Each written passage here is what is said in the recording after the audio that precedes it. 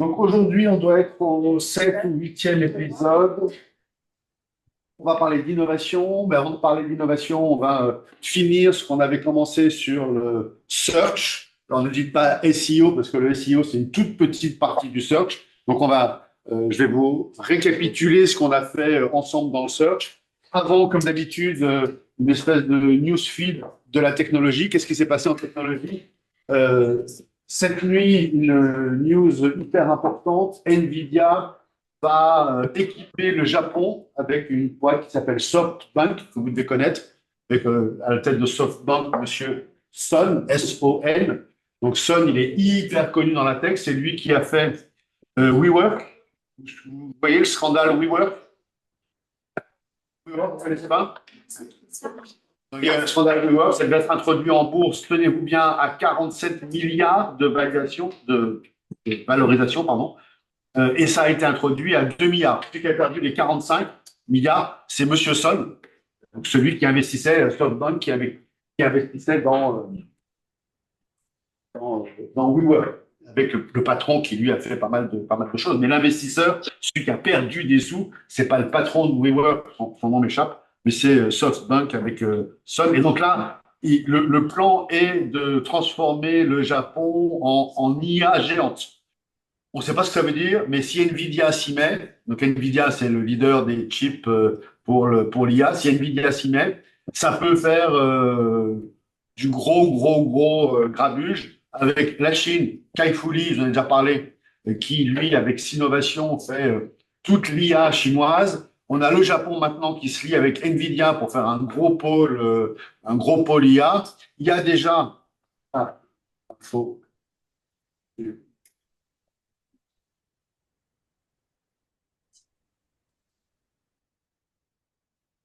bien sûr les États-Unis qui font leur IA. Donc, il est absolument urgent que la France, et je vais vous en parler, que la France se réveille, ou l'Europe, bien sûr, parce que la France tout seul, c'est pas grand-chose, que l'Europe se réveille sur l'IA.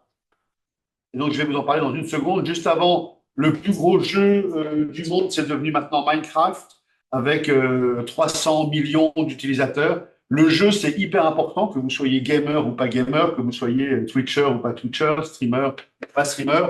On s'en fout que vous aimiez le jeu ou pas le jeu. On s'en fout que vous aimiez la musique ou pas la musique. Ce qui est important dans le cours que je fais de marketing digital, on s'en fout que vous aimiez le rap, que vous n'aimiez pas le rap. C'est pas ça qui est important. Ce qui est important, c'est en termes d'industrie, de quoi le jeu est-il le signe? En termes d'industrie, de quoi la musique est-elle le signe? Et la musique est le signe du premier secteur industriel qui s'est fait disrupter par la technologie et par la digitalisation. 1999, le MP3 arrive avec Napster et l'industrie, tout d'un coup, ne vend plus un CD. Pas plus en un seul coup, mais les ventes de CD n'ont fait que depuis 99 décroître. C'était la vache à lait de l'industrie musicale. Donc, c'est le premier secteur industriel qui, à cause ou grâce, ça dépend comment vous entendez, à cause ou grâce la numérisation, la digitalisation, a vu son business partir en fumée, quoi. Les mecs, ils étaient assis sur des millions et des millions et des millions, et tout d'un coup, c'est parti en fumée, c'est parti en MP3, partageable, machin. C'est devenu le streaming, c'est devenu autre chose. Mais ouais, c'est la première industrie qui s'est fait disrupter par la digitalisation. Et le jeu, alors que vous avez mis la musique ou pas, on s'en fout, mais le phénomène est intéressant et vos industries seront disruptées de la même manière peut-être dans 5 ans, 10 ans, 15 ans, j'en sais rien, mais il va arriver la même chose. C'est-à-dire que la manne sur laquelle on est assise, ce qu'on trouve absolument génial, tout d'un coup, ça va tomber, ça va arriver à zéro. Et pour le jeu, apprenez à gérer vos micros, les gars, ça fait quand même 4 ans ça fait 4 ans qu'on fait des lives. Tel qui a son micro, celui qui a son micro ouvert, vous l'éteignez, ou je vous vire de la réunion et je vous marque absent à tout jamais. Ah ouais, c'est ça la différence. Le groupe a décidé de vous exclure. Salut, pas de souci. Et donc, le jeu est le signe du métavers. Et ceux qui ont l'habitude de faire du gaming savent ce que c'est qu'un métavers. On rentre dans un monde immersif. Il y a une espèce de monnaie inhérentes au jeu que l'on va gagner en jouant ou que l'on va acheter. Il y a des espèces de combats ou de victoires. Il y a des espèces de challenges à l'intérieur du jeu. Et tout cet univers de ce métavers, qu'est le jeu, qu'est le gaming, ça va arriver dans l'industrie. Alors, je ne peux pas vous dire quand, je ne peux pas vous dire comment, je ne peux pas vous dire à quel moment ça va éclore, ni si ce sera uniquement concentré sur la formation, ou si toutes les grandes écoles dans 10 ans seront uniquement dans des métavers, ou je ne peux pas vous dire ni quoi ni comment, mais le jeu est le signe que le métavers va éventuellement et potentiellement envahir et progressivement envahir le monde. Et donc, ceux qui sont déjà habitués à ce gaming, ceux qui sont habitués au play to earn, je joue à un jeu et en jouant à un jeu, au bout d'une heure, je gagne un bouclier, je gagne une épée, je gagne un droit supplémentaire, je gagne un cheat code pour aller dans l'univers numéro 2, je gagne quelque chose. Eh bien, les gens qui sont habitués à ça, à être dans des univers rémanents et immersifs, ils vont pas être étonnés quand les crypto-monnaies vont arriver dans les navigateurs. Par exemple, si vous utilisez un navigateur qui s'appelle Brave, dans Brave, à chaque fois que vous naviguez dans Brave, vous gagnez des tokens. Et vous gagnez des tokens qui s'appellent des BAT. Le nom est très intéressant. Des BAT. Et le BAT, c'est les Basic Attention Token.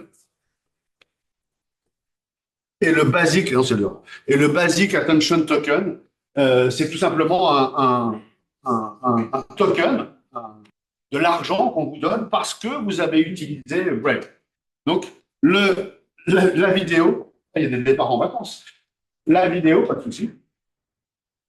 Là, pas la vidéo, mais le jeu est très intéressant pour ce côté métavers.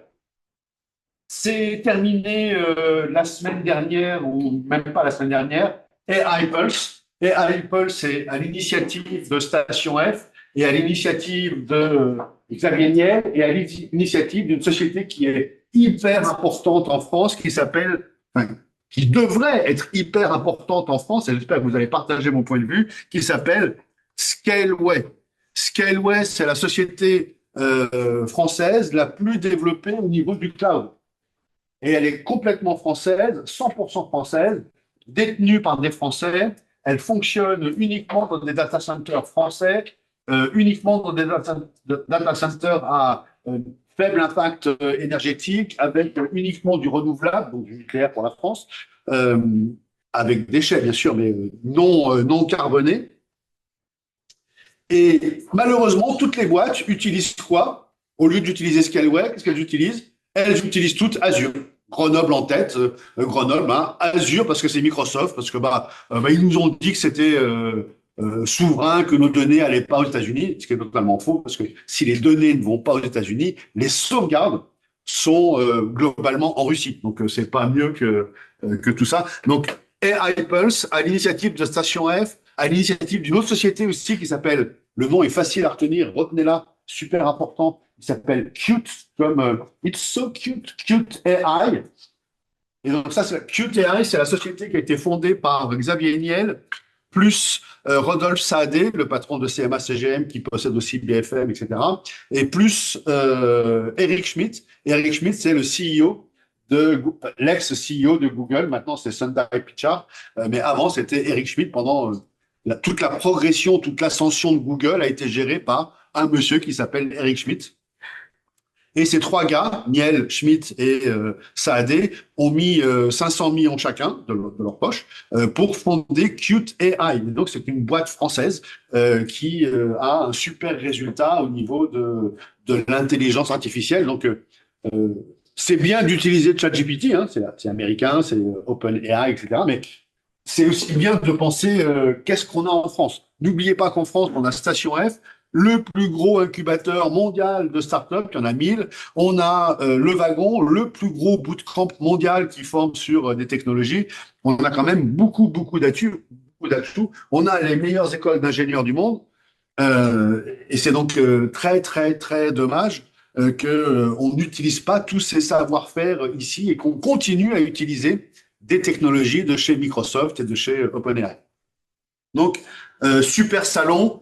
Juste la liste des speakers pour vous montrer qui ils sont. Voilà, du Scaleway, du Nvidia, super important, du QTI.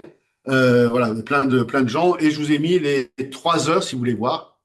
Peut-être pas les 3 heures. Les 3 heures, elles sont ici de vidéos sur YouTube de la conférence euh, qu'il y a eu pendant ces 3 jours de QTI. Donc, il y a 3 heures de vidéo avec toutes ces personnes qui parlent.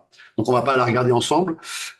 Autre news Web Summit qui a lieu à Lisbonne, qui se déroule en ce moment même, qui finit ce soir. Et donc, c'est la plus grosse.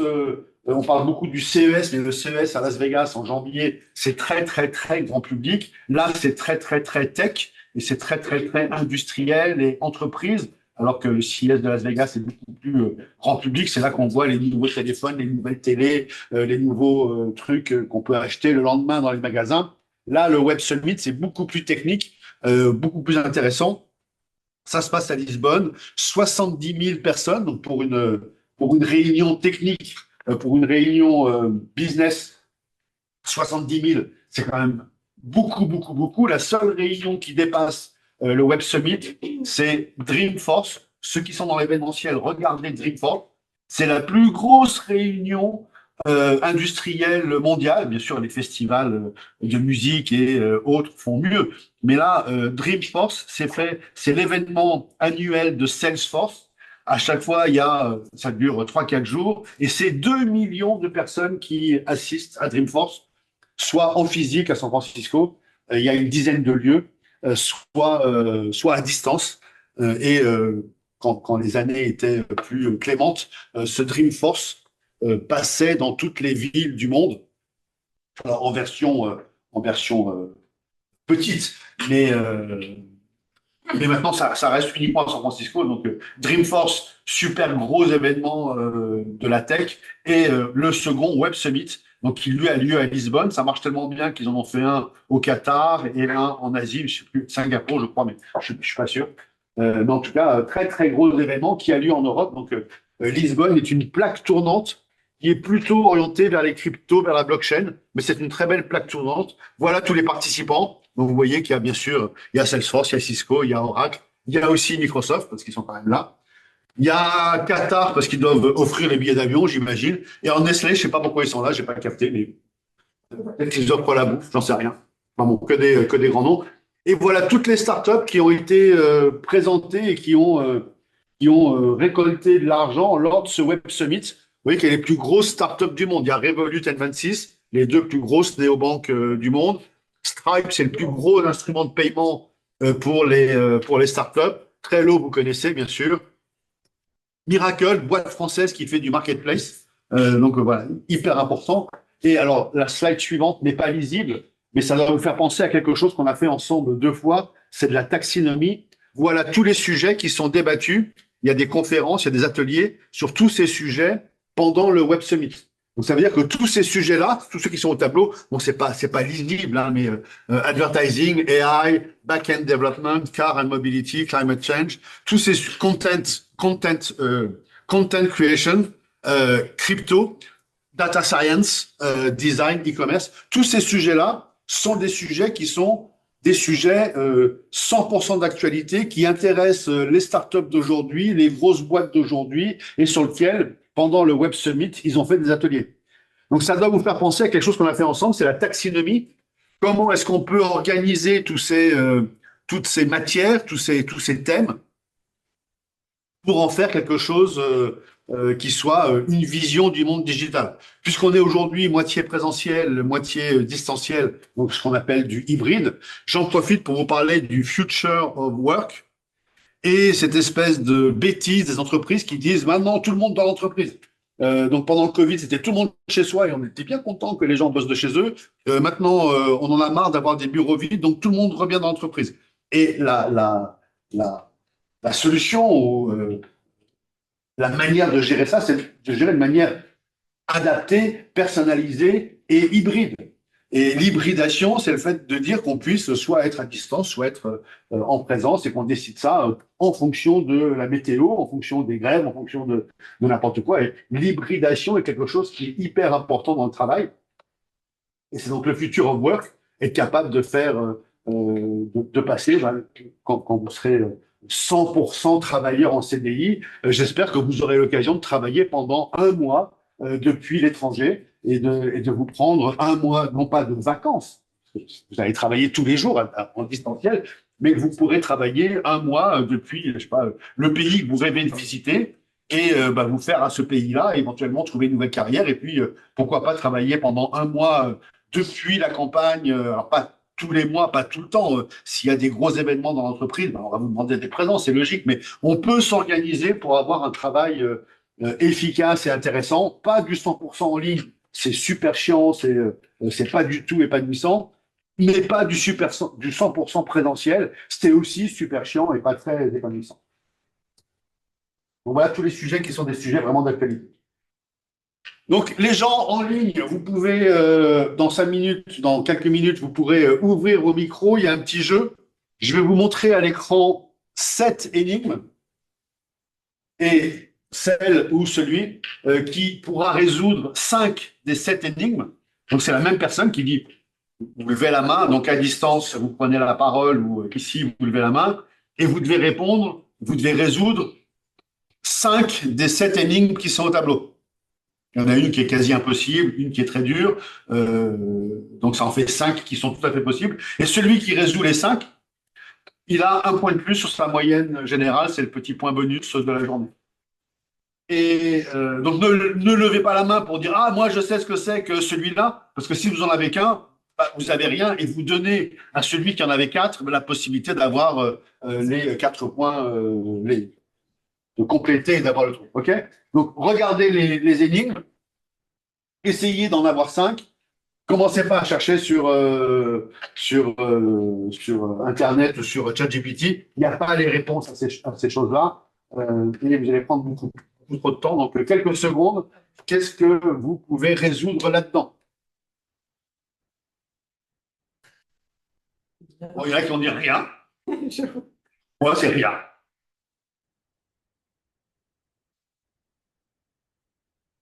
Un indice, il y en a un qui concerne la vidéo. Un autre indice. YouTube, Snap. Il y en a un qui pourrait, on pourrait nommer 93 000 $. Alors, qui en a 5 en ligne? Quelqu'un a les 5? Peut-être vous ne voyez pas très bien en ligne, c'est possible. Mais les gars, il fallait être là. Hein. Alors, on voit très bien, mais alors du coup, Ouais. je sais pas. D'accord, vous voyez bien, mais vous ne savez pas. Merci pour l'info. Personne n'a les 5?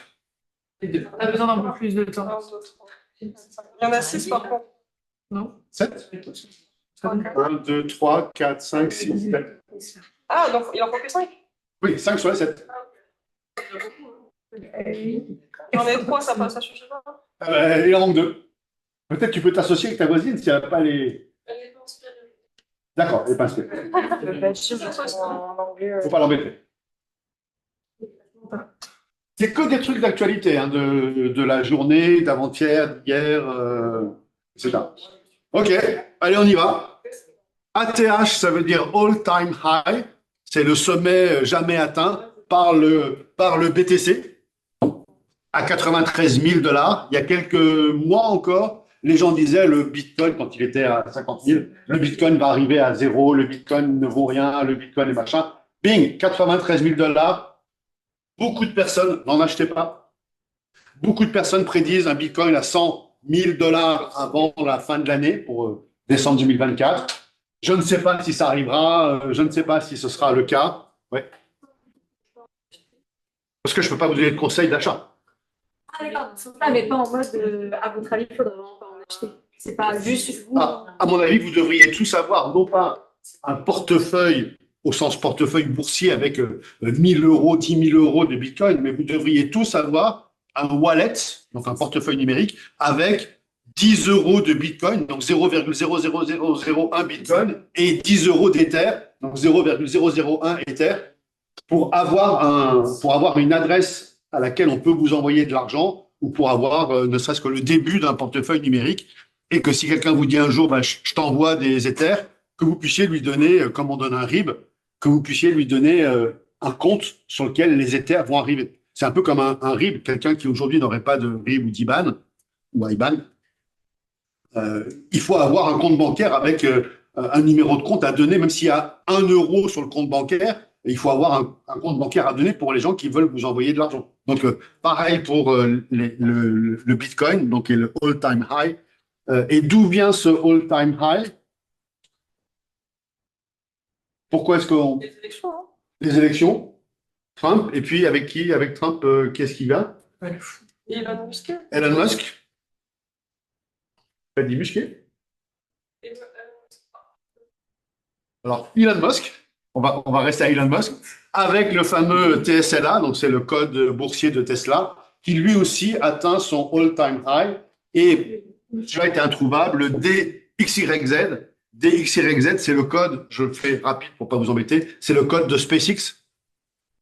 Et bien sûr, SpaceX, lui aussi, atteint son all-time high. Alors, c'est pas vraiment SpaceX, parce que SpaceX étant non coté, est-ce que vous savez comment on appelle les sociétés non cotées? Quand on achète des actions, ça s'appelle du private equity. Vous avez déjà entendu ce nom-là quelque part. Donc, quand on peut acheter des actions Tesla, ben, on achète des actions Tesla à la bourse. Donc, il y a un code bourse qui s'appelle TSLA. Donc, vous achetez des actions Tesla. Elles étaient à 150 il y a quelques mois. Elles sont aujourd'hui à 300, donc ça a doublé. Mais comme SpaceX n'est pas coté, vous ne pouvez pas acheter des actions de SpaceX. Et donc, c'est ce qu'on appelle du private equity. Si vous voulez acheter des actions de SpaceX, ben, il faut téléphoner à SpaceX et dire, est-ce que vous voulez bien me vendre des actions? Et donc, c'est une vente de gré à gré, ce qu'on appelle le private equity. ARK, alors ça, ARK, c'est hyper important. Oubliez le mot de ARK, on s'en fout, mais retenez le nom de la patronne de ARK, elle s'appelle Cathie Wood, Wood comme le bois, ou les arbres, d'où le mime. Cathie Wood, c'est une visionnaire dans tout ce qui est nouvelles technologies. Comme aujourd'hui, on parle de nouvelles technologies. Elle a investi son fonds d'investissement qui s'appelle ARK Invest. Son fonds d'investissement investit dans des boîtes et elle est d'une clairvoyance et d'une intelligence absolument dingue. Donc, écoutez une interview ou une prise de parole à une conférence de Cathie Wood. C'est une personne qui vous décrypte l'avenir de manière extrêmement claire. Elle a des vues extrêmement claires sur les cryptos, des vues extrêmement claires sur le métavers, des vues extrêmement claires sur le Vision Pro de Apple, sur ce que va faire Meta avec le métavers, etc., etc. Elle est absolument clairvoyante. On a fait tout ça. Pourquoi OpenAI est un oxymore? Donc un oxymore, c'est quelque chose qui se contredit. Une obscure clarté. C'est clair ou c'est obscur. Donc, obscure clarté est un oxymore. Donc, pourquoi OpenAI est un oxymore? C'est parce que dans le nom, il y a marqué open, donc ouvert, partagé et tout. Et dans la réalité, c'est une boîte qui est complètement fermée. Donc, au début, ils se sont créés sous la pression de, encore une fois, Elon Musk et Sam Altman et Peter Thiel. Et donc, retenez ça, c'est intéressant dans l'histoire. OpenAI a été créé avec ce nom Open par Elon Musk en contrepoids de l'importance de Google qui avait une IA complètement fermée. Donc Elon Musk et ses amis ont dit Google est complètement fermé en IA, c'est inadmissible, il faut une IA ouverte et donc on fonde OpenAI. Le problème, c'est que Sam Altman, le patron, a viré Elon Musk, a viré Peter Thiel, a viré tous les gens qui voulaient faire de l'open, et il a fait de la thune au lieu de faire de l'open. C'est pour ça qu'il y a 1 an, il s'est fait virer, puis il est revenu dans le week-end. Je ne sais pas si vous avez suivi tout ça, mais c'est important que vous soyez au courant de tout ça. C'est votre génération. Il faut que vous ayez un historique de toutes ces choses-là. Et quant au Youth, c'est effectivement du YouTube. C'est une petite blagounette. Vous connaissez youth.com? Donc, vous prenez n'importe quelle vidéo sur YouTube, vous la regardez, vous la mettez en play, vous enlevez dans l'URL de la barre d'URL le UTUBE, donc ça devient YouTube, ça devient youth.com et avec le reste de l'URL, et vous tombez sur un téléchargement de votre vidéo. Donc, vous pouvez télécharger n'importe quelle musique, n'importe quelle vidéo de YouTube. Il suffit d'enlever le UBE et vous arrivez sur un nouveau site qui vous dit download. Alors, si vous ne payez pas, vous l'avez en MP3 120 MHz et une qualité MP4 qui n'est pas géniale. mais vous avez la vidéo sur votre ordinateur. Si vous voulez après la monter ou faire n'importe quoi. Donc, vous pouvez choper n'importe quelle vidéo en enlevant le UBE de l'URL tout en haut. Personne ne savait ça? C'est pour ça que vous êtes en cours avec moi. C'est la fonctionnalité de YouTube.